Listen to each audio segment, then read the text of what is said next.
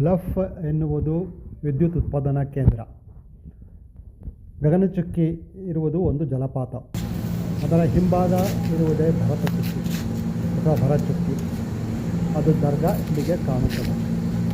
ಆ ಏರಿಯಾ ಶಿವನ ಸಮುದ್ರ ಎಂದು ಕರೆಯಲಾಗುತ್ತದೆ. ಶಿಂಷಾ ಎನ್ನುವುದು ಇಲ್ಲಿರುವ ಒಂದು ಊರಿನ ಹೆಸರು.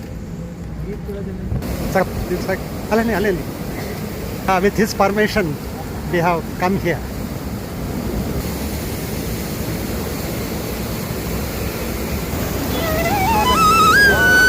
Electric generation station, Bluff, Shimsha river.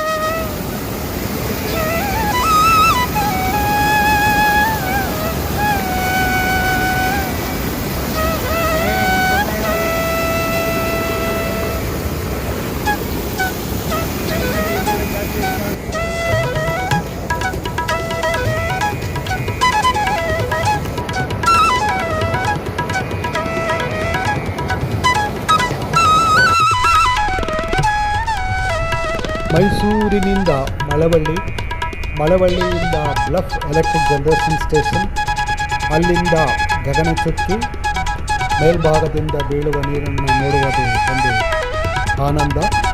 ಆನಂತರ ಅಲ್ಲಿಂದ 12 ಕಿಲೋಮೀಟರ್ ಭರಚುಕ್ಕಿ.